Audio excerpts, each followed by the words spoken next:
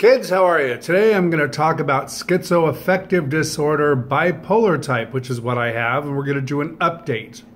Sadly, I have been doing YouTube videos for many, many years.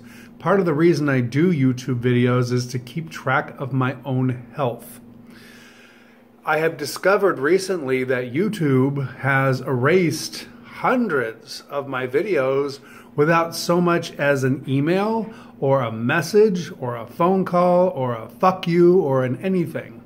And I don't appreciate it. But particularly I made a what I thought was important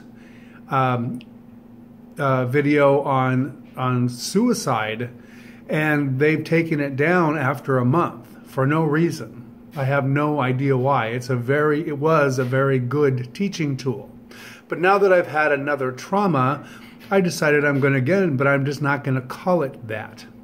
So this video on schizoaffective disorder, bipolar type, is my life after dealing with suicide and then losing 2 pets today. I lost 2 pets. I had to put my last 2 dogs to sleep.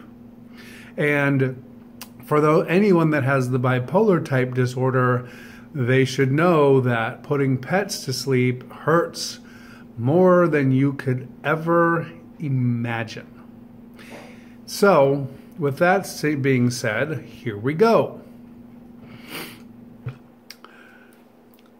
The day before the world found out, on a Thursday, and I don't remember the day, but on that Thursday, the day before they found out that Anthony Bourdain killed himself, I woke up in the morning with this horrible sense of dread that I could not wait for the day to finish. That sense of dread continued for a very short time until I found myself in a full-blown battle with suicidal thoughts. Now, I initially made this video because of the idiocy that I saw in not only the videos of Anthony Bourdain and all the situation that he went through and the aftermath, and oh my God, well, he ate something, and well, he seemed to be happy, or he was grumpy, or this or that, or any of this bullshit that has nothing to do with fucking suicidal thoughts. I made a video for serious people that want to know what they can do to help when you get suicidal thoughts. So let me start with something. You can't do fucking shit. So there you go. That's one. Now, for those of you that are fighting with suicidal thoughts or have fought with suicidal thoughts or know what the fuck I'm even talking about, it's not getting hurt or your boyfriend breaking up with you or anything else that brings on suicidal thoughts. Suicidal thoughts come on all by themselves. They don't need a reason. They just get there. And once they get there, you have to deal with them. And you've got 2 ways to deal with them. You either give in to them or you don't. And it's a fucking crapshoot every time you come out. And if you come out living, then you are just fucking lucky because you've got no skills.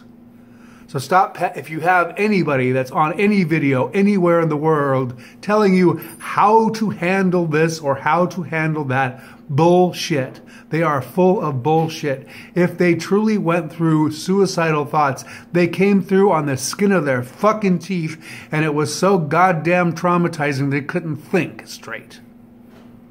Let alone make a goddamn video or go on TV or on some kind of book tour to tell you all about it. That's just a bunch of shit. I hate to tell the experts because I've heard the experts.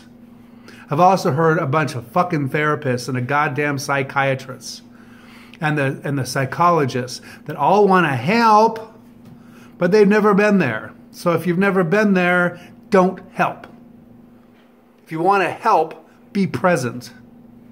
Pay attention to the people that you love. Know what they were acting like, thinking like, talking like, sounding like every goddamn fucking day of their life. That's how you know. That's how you help.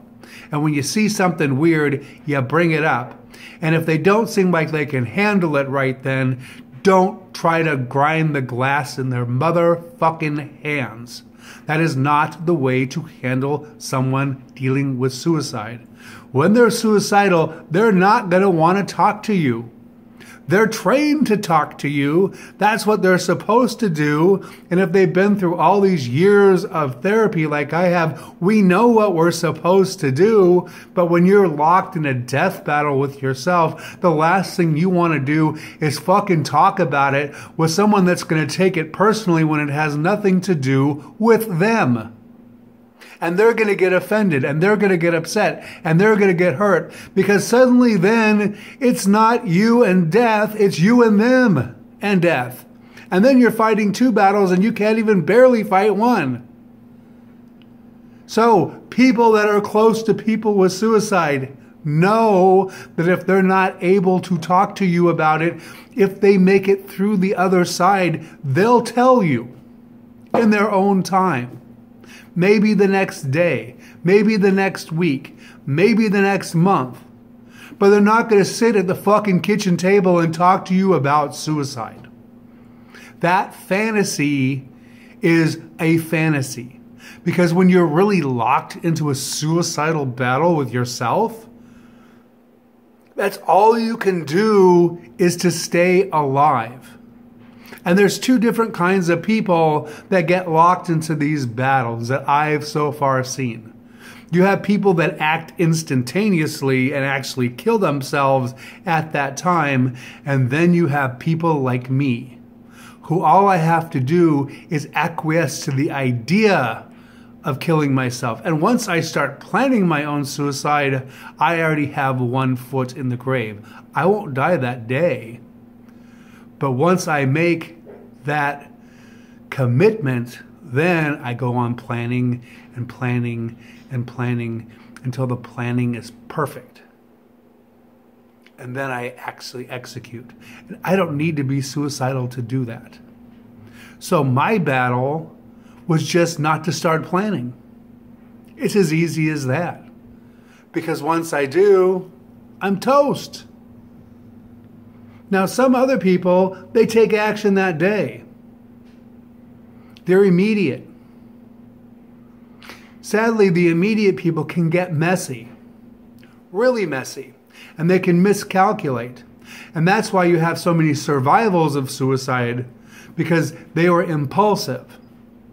And instead of thinking it out methodically, they rushed for a solution.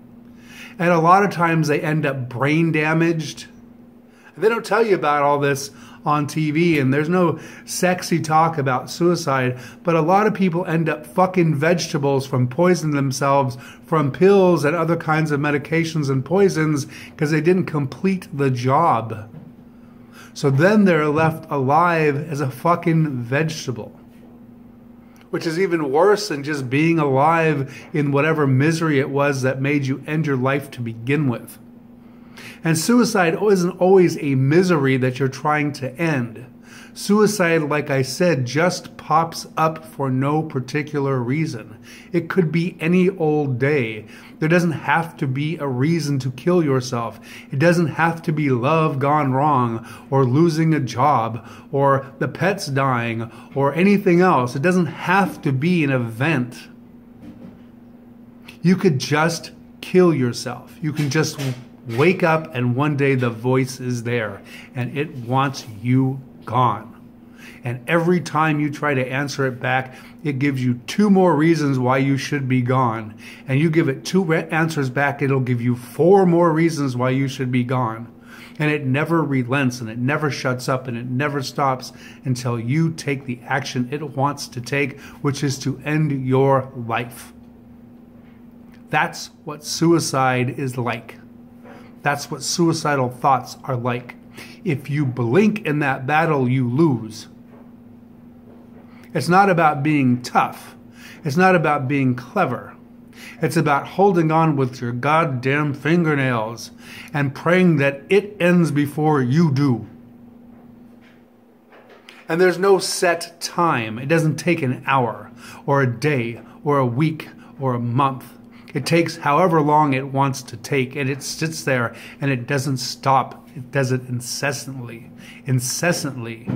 Now, if you have only one voice in your head, it's just you and it, and it's on like Donkey Kong. If you have multiple voices in your head like I used to have, that they took those away, it's you and it and a committee. And sometimes if they get the committee to agree, you're dead. You're toast. But other times the committee can save you because it can't agree. And several times in my life, thank God for that committee, because if it wasn't for that committee not agreeing, I would have been gone. Because I had 7 voices, but they've taken those away. So this last trip I had, the night Anthony Bourdain took his own life, I was fighting with that same issue, that same moment, that same time frame. I remember what it was like. I remember how brutal it was. Because for the first time, I was by myself. I didn't have company. And it happened all day Thursday, and I couldn't talk to the gatekeeper. I couldn't talk to my home health aide. I couldn't talk to anyone. I could just get through the day. And yes, you can function with suicidal thoughts. And yes, you can smile with suicidal thoughts. And you can eat food with suicidal thoughts because you're still alive. It's not some special trance. It's not some special thing where suddenly you're somehow different, like your head's spinning around, or you wear a mask, or something. I don't know what the popular media tries to make it sound like, or that you're just totally despondent. You're not. You're locked in a battle so deep inside yourself that the rest of the world just goes by. And you'll do whatever it can just to shush it out of the way so you can keep concentrating. That's what suicide is really like. It doesn't relent. It's not cute. It's not fun.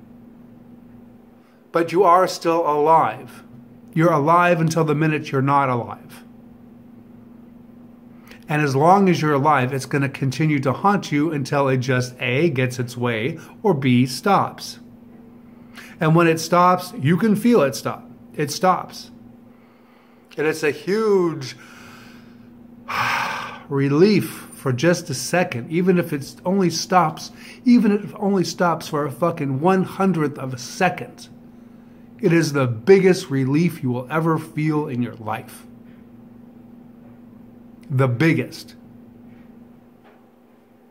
So, for all you therapists out there telling your patients, well, call this 800 number if you feel like you're suicidal. I've had 800 numbers since the 1980s. I've never, ever, ever picked up a goddamn telephone to talk about my suicidal thoughts. Because when I'm having suicidal thoughts, that's the last thing I need to talk about, or want to talk about, or could talk about. Because I'm busy trying not to kill myself. So instead, why don't you start training the people around us to look for the signs? And then next time we report that we had fucking suicidal thoughts, then those people can look back and remember, okay, he said he had suicidal thoughts last Thursday. What was he acting like last Thursday? What was he doing last Thursday? What little bitty difference could I notice so that next time I'll be there when he has suicidal thoughts and I'll go, yeah, he's fucking in that battle right now. That's what you can do to help. And then that person can monitor you so they can prevent you from carrying out the suicidal thoughts. And if someone like me is a planner, you have to make sure that I'm not planning. Because if I start planning, I'm dust. Because I'll make sure I plan around your schedule so you're not there when I try to do it. Because I don't want to be inconvenient or a bother or anything like that. So know your people. If you want to help people with suicide, pay attention, be around, spend time. Talk to them, love them. Don't talk at them. Don't talk at them about solutions. Don't talk at them about their mental health. Don't talk at them about being crazy or emotional or selfish or anything else. Because when you're talking at them, they're not listening to you. They're just waiting for you to shut the fuck up. Seriously. Sometimes politely, but in a lot of cases with mentally ill people, not so much. They don't really hold back on the polite. Because they really don't care. And after you fought for your life a few times, you don't really fucking care. So if someone's talking at you, you'll just shut them up rudely. Seriously. So when you want to know sometimes why mentally ill people can be really cranky and mean, that's why. Check yourself and ask how you're talking to them. Or what you're saying. Or why you're saying it. People don't want to be mean. I don't think that's in people's nature, to just want to be mean. But they can be. And they can be as a defense mechanism. And people that talk to the mentally ill could be hurting. They could be hurting worse than the mentally ill person. Because it's hard. It's hard to live with the mentally ill. It's hard to live with somebody that needs medicine or needs something, anything. Because as long as somebody needs something, then there's a weight. And that weight sits and pushes and pushes and pushes. Like what? Like gravity. And gravity always wins. So, whenever you read about suicide, throw it in the trash. Because it really isn't about Johnny's last girlfriend, Susie, was just so cute and he couldn't get over her. No, that's not suicide. That's selfishness. That's narcissism. That's a personality disorder. That's a whole different monster. And they can be monsters. Especially personality disorders, and especially something like somebody that's jealous or selfish. Selfishness is a monster that will eat you literally. Literally. Now, I lost 2 pets today. For those of you that are bipolar, that have pets, they're like rescue animals every single day, every hour of every day. And you spend every hour of every day you can with them because they rescue you and they keep you safe from everything. So when you lose something, it's worse than losing your pet. It's worse than losing your children. It's losing that thing that keeps you tethered to life. Never forget that. So if you have a friend that has bipolar disorder or some other mental illness which makes them attached to animals in an unnaturally strong way, realize it's not just losing a pet. It's not just losing a fur baby. It's not just losing a kid. It's losing a tether for their life. It's huge. It's beyond huge. And you should treat it as such.